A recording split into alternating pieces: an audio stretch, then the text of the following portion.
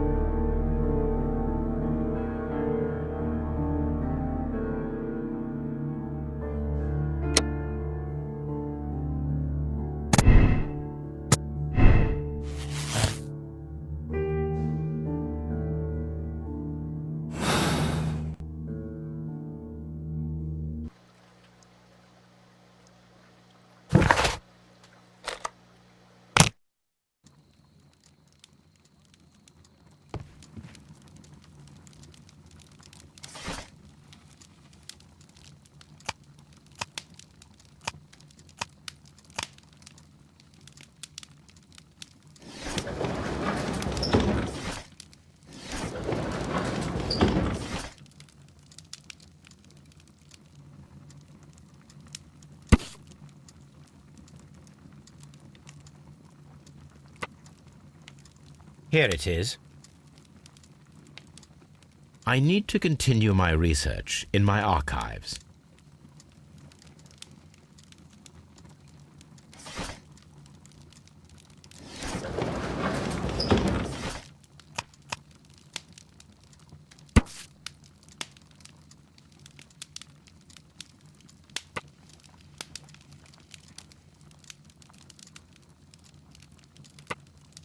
Here it is. One of the victims, Kenneth Butler, was involved in the story of the stolen Hellenistic treasures. A visit to his pawn shop should tell me more.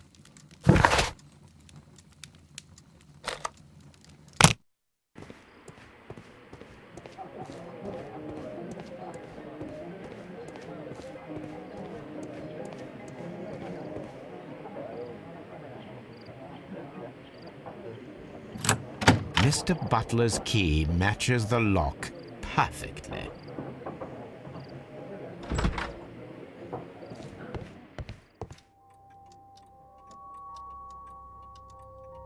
Crampons and a sharp ice axe would only be brought here by a mountaineer.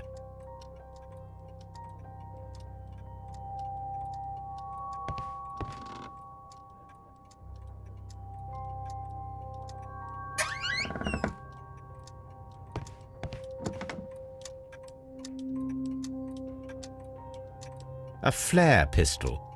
Perhaps it was pawned by a destitute sailor.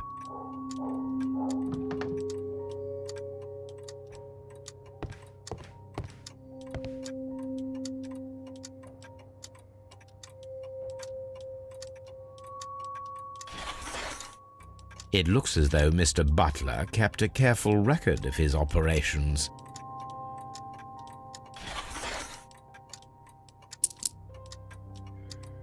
The ram's heads. This necklace belongs to the 5 Rams of Mittelin collection. Interesting. That means that Kenneth Butler owned a part of this collection all this time, 10 years after the theft.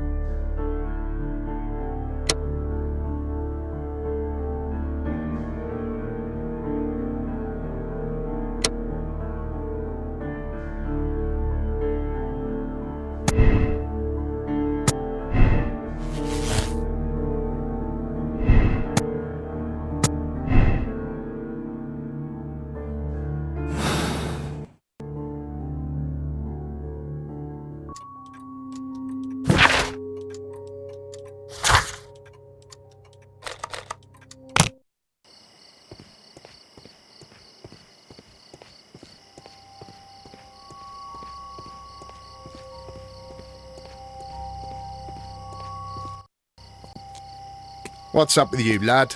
What are you waiting for? I'm waiting for my brother to be released. Your brother? The one that you caught, beat up and imprisoned. Ah, the murderer. He ain't killed no one, copper. Watch your mouth, lad, else you'll be joining that worthless brother of yours.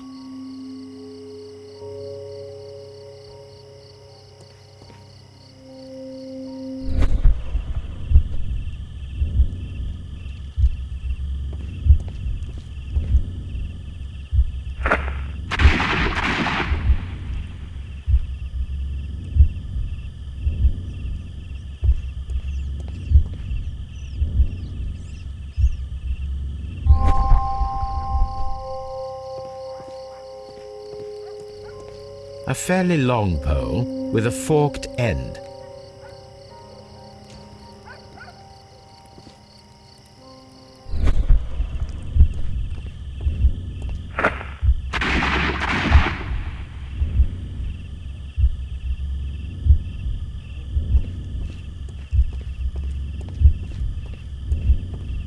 I am unable to see any higher. I need to find something to lift my lamp.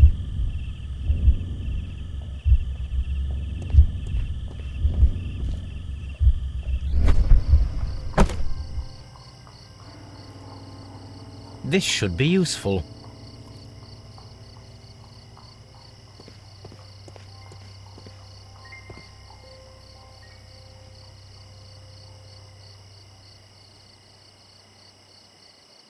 This is most definitely a bullet hole.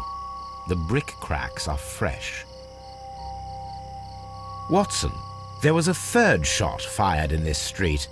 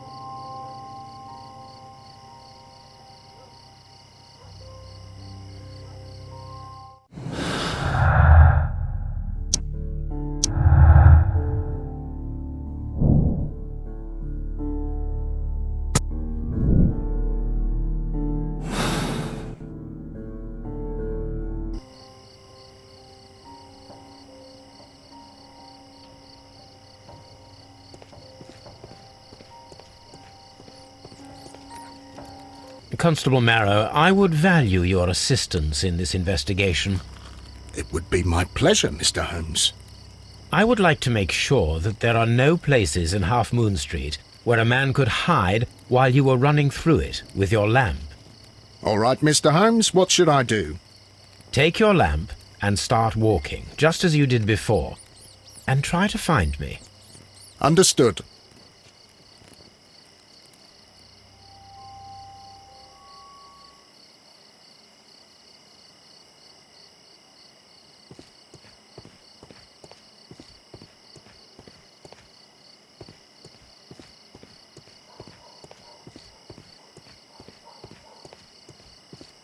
I can see you very well, Mr. Holmes. All right, Constable. Let's try again. I'll find another place to hide.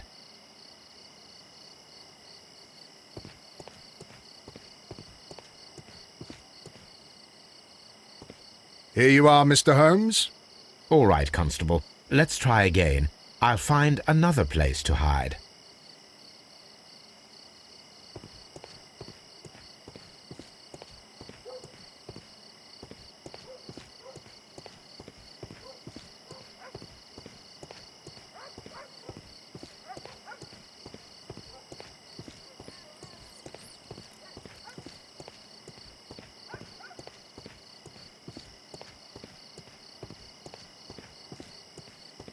Mr. Holmes, it wasn't difficult to find you at all. It is obvious now. No one could escape Constable Marrow's lamp while hiding in the street.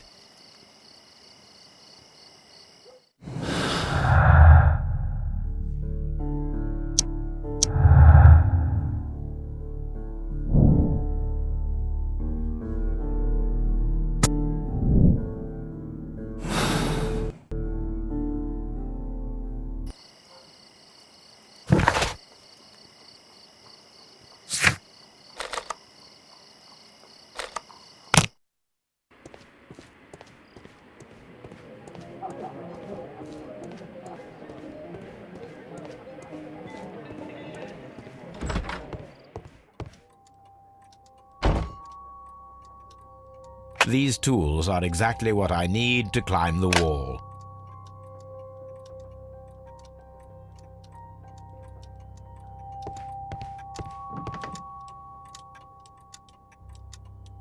This is exactly what we need in order to imitate the flash of the fireworks.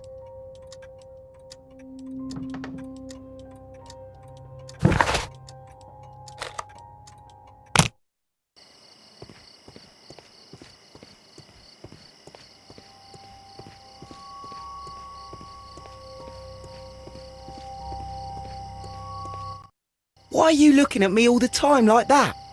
I'm just watching you, lad. I never know what to expect from people like you. People like me? Yes, street beggars and thieves. I ain't a thief. Oh, no? Then where did you get whatever it is that you're gnawing on? I very much doubt that you bought it. What ain't seen can't hardly be stolen.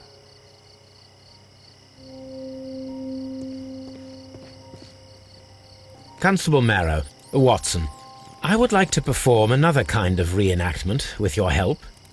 I'm listening, Mr. Holmes. I want to check if Leighton's testimony can be trusted. If someone could vanish into thin air at a specific moment. But Holmes, I don't see how. I am going to be the mysterious gentleman whom Leighton followed. I will stand exactly where he saw him before he was blinded by the flash. Watson, you will be Leighton. When I fire the signal flare, you should start to chase me. I understand, Holmes. You, Constable Marrow, just play your part and do exactly as you did. Just, please, wait 5 seconds after the signal flare. I doubt that Polly Powell would have screamed any earlier. As you say, Mr. Holmes. Let us begin then. Catch me if you can.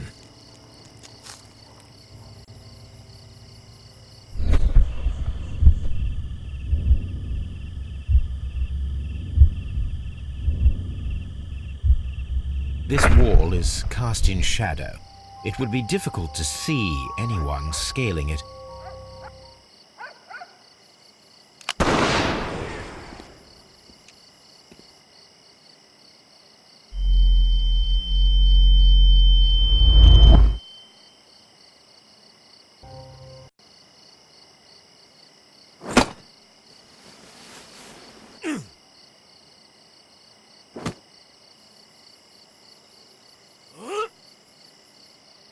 I can barely see anything.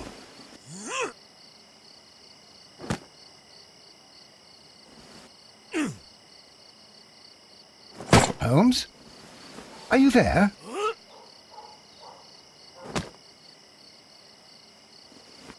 Where is he?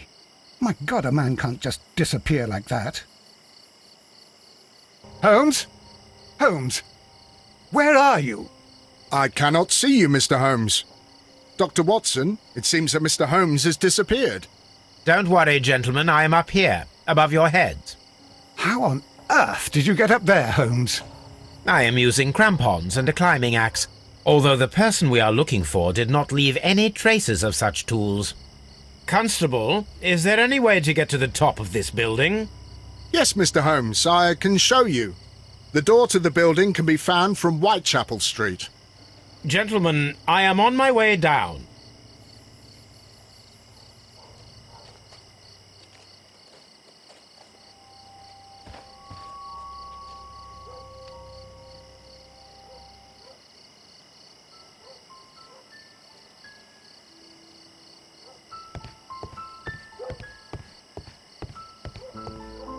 These shards of glass are from the window above.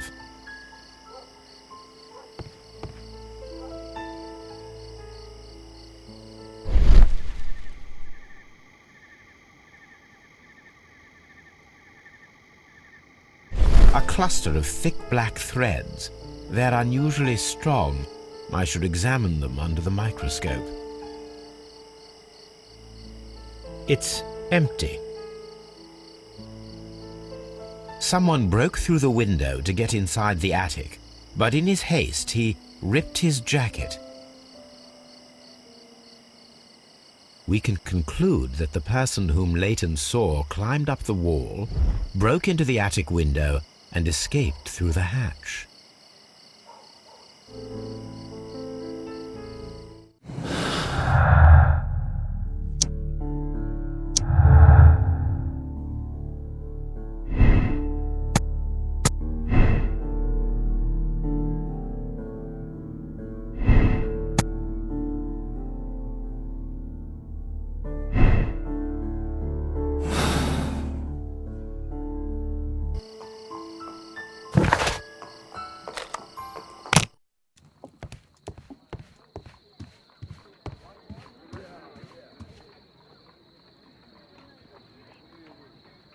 Let us take a closer look. It is not a thread, but a hair. I very much doubt that it is human. I need to compare this sample with a human hair and a horse hair. A shaving brush is usually made from horsehair. Watson, could you please pass me your shaving brush? Here you are. Watson, look, what's outside the window? Well, I don't see anything. Ouch! Holmes! Oh, don't make such a fuss. One little hair.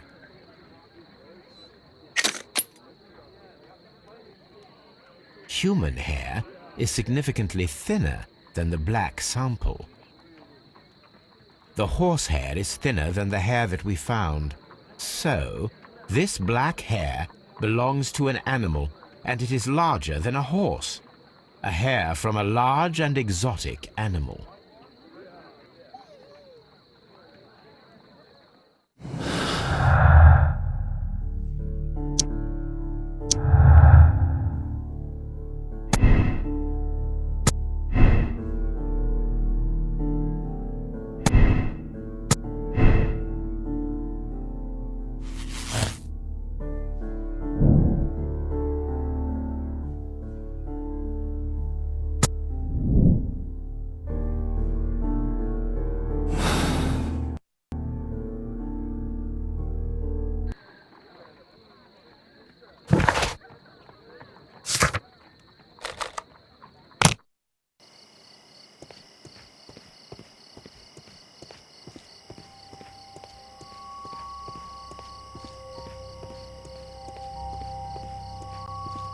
Wiggins, my lad, what are you doing here? You'd best be leaving and be quick about it.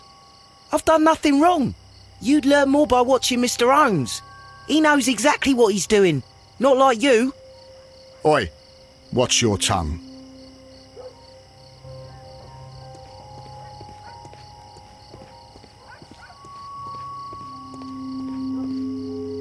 Mr. Holmes? We have good news for you, Wiggins. The investigation has proven very interesting so far. We found facts and details that confirm your brother's innocence. I knew it, Mr. Holmes. But for now, Wiggins, we need your help. Anything you like, Gov. I need you to locate a circus that has stopped over in London. It needs to have disposed of at least one exotic animal, a very large one. You can count on me, Mr. Holmes.